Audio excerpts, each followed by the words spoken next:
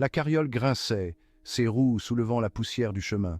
Devant, niché entre des collines ondulantes, se trouvait Ashbear. 10 ans. 10 ans que je n'avais pas revu mon lieu de naissance. Maintenant, elle se rapprochait, ombre se découpant sur la lumière mourante. Il serra son bâton, un nœud d'appréhension se formant dans son estomac. Disparu, les foules animées dont il se souvenait de sa jeunesse. Les rires, les cris des marchands vantant leurs produits, tout cela n'était plus qu'un écho lointain dans sa mémoire. Les rues, autrefois débordantes de marchands et de rires, étaient étrangement désertes. Les étals de marché, jadis remplis de fruits colorés et d'épices exotiques, étaient maintenant vides, recouverts de poussière. Les maisons étaient closes comme des yeux attentifs dans la lumière déclinante. Les fenêtres, autrefois ouvertes pour laisser entrer la brise, étaient maintenant fermées, comme si elles cachaient un secret. Un vent froid sifflait dans les ruelles vides, portant l'odeur de la terre humide et quelque chose d'autre. Quelque chose d'inconnu. Ce vent semblait murmurer des histoires oubliées, des légendes de temps révolus. Ses pas résonnaient dans le silence, rythme solitaire contre l'immobilité pesante. Chaque écho semblait amplifier la solitude, rendant l'absence des autres encore plus palpable. Où étaient les habitants de la ville? Pourquoi avaient-ils tous disparu sans laisser de traces? Qu'était-il advenu du cœur vibrant d'Ashbear? La place centrale, autrefois le centre de toutes les activités, était maintenant un désert silencieux. Le malaise le piquait, lui murmurant des avertissements à l'oreille. Il sentait une présence, quelque chose d'invisible mais indéniablement là, l'observant dans l'ombre. Il atteignit la place de la ville. Une silhouette solitaire, enveloppée d'une cape et d'un capuchon, se tenait près du vieux puits. La silhouette se tourna, révélant le visage buriné d'Olfred, le forgeron. Les yeux d'Olfred, habituellement pétillants de bonne humeur, étaient assombris, son regard méfiant. « Vous êtes revenu. Olfred parla d'une voix rauque, à peine un murmure. Pourquoi ? La question resta en suspens, lourde de sous-entendus indicibles. Il soutint le regard d'Olfred, son propre visage impassible. « J'avais des affaires ici. » répondit-il d'une voix posée. Olfred hocha la tête d'un mouvement lent et mesuré. La taverne. Elle est toujours ouverte. Il fit un geste du menton en direction d'un bâtiment à l'autre bout de la place. La lumière se déversait de ses fenêtres, peignant des rectangles chauds sur les pavés. Le son de rire, faible mais indéniable, en provenait. Il suivit Olfred, les sens en alerte. Les rires semblaient forcés, trop sonores pour l'heure tardive. Les ombres sur la place s'épaississaient, cachant plus qu'elles ne révélaient. Une vague de bavardage bruyant les submergea alors qu'ils entraient dans la taverne.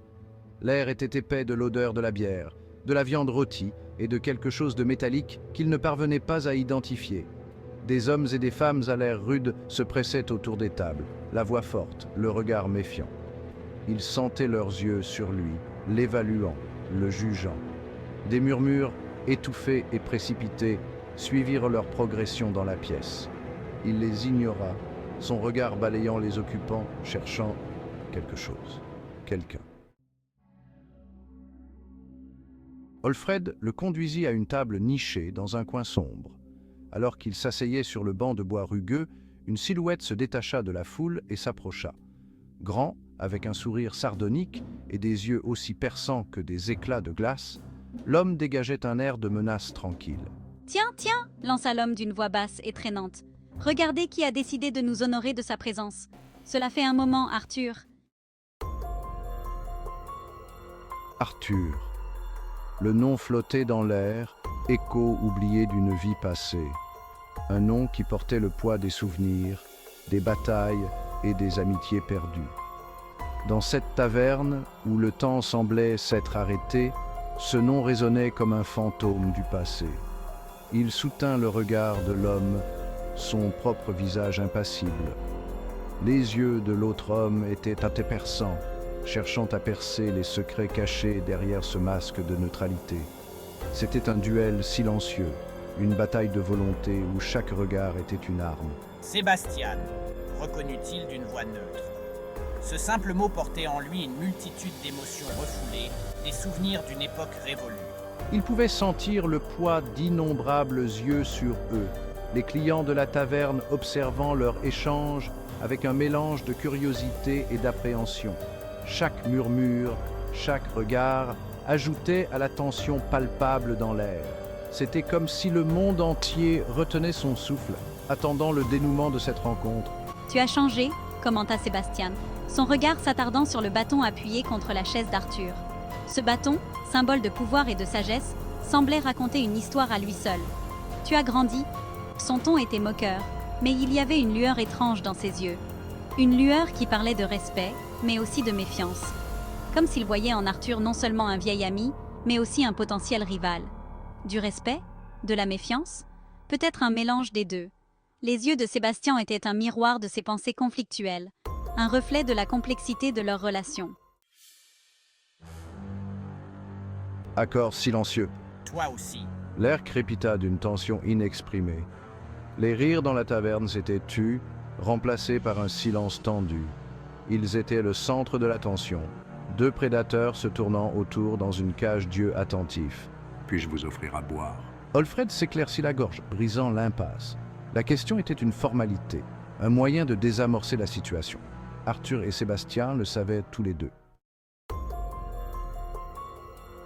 Un toast au passé. De la bière. Et quelque chose pour mon vieil ami.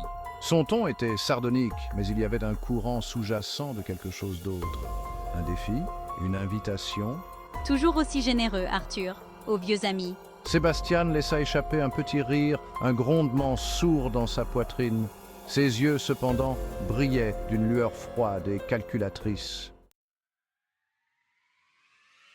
Se réapproprier un nom. À de nouveaux commencements. Arthur soutint son regard, un fantôme de sourire jouant sur ses lèvres. Il leva sa propre chope, la lumière du feu dansant dans les profondeurs ambrées. Le nom Arthur semblait étrange sur sa langue après toutes ces années. Mais alors qu'il croisait le regard de Sébastien, il sut qu'il ne le fuirait pas. Il était chez lui, et il en avait fini de fuir son passé. Semer le doute.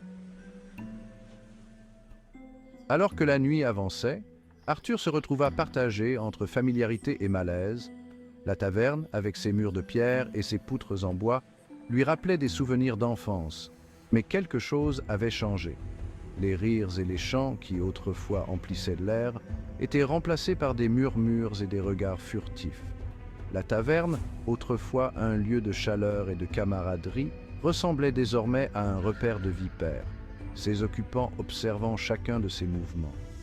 Les visages familiers semblaient marqués par la méfiance, et les nouveaux venus étaient encore plus inquiétants, leurs yeux perçants scrutant chaque coin sombre. Même Alfred, son ami d'enfance, semblait se retenir, ses yeux emplis d'un mélange de soulagement et d'appréhension. Arthur se demandait ce qui avait pu causer une telle transformation chez son ami. Était-ce la guerre, la famine ou quelque chose de plus sinistre qui avait jeté son ombre sur Ashbury? Qu'était-il arrivé à Ashbury en son absence? Les rues autrefois animées étaient maintenant désertes, les maisons abandonnées semblaient murmurer des secrets oubliés. Arthur se sentait étranger dans sa propre ville, un sentiment de perte et de confusion l'envahissant. Et quel rôle jouait Sébastien avec ses yeux perçants et son sourire encore plus acéré dans cette nouvelle réalité troublante? Sébastien, autrefois un simple marchand, semblait maintenant enveloppé d'une aura de mystère et de danger.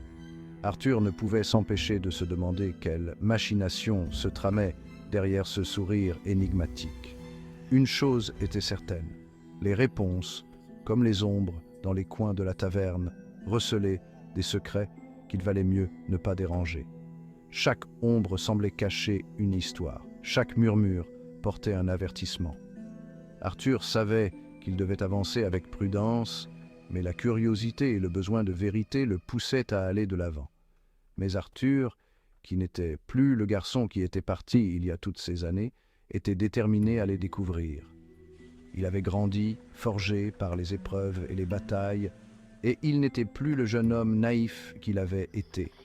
Sa détermination était inébranlable, et il savait que, quoi qu'il arrive, il devait découvrir la vérité sur ce qui était arrivé à Ashbert et à ses habitants. Le voyage serait long et périlleux, mais Arthur était prêt à affronter tous les dangers pour retrouver la lumière dans les ténèbres qui enveloppaient sa ville natale.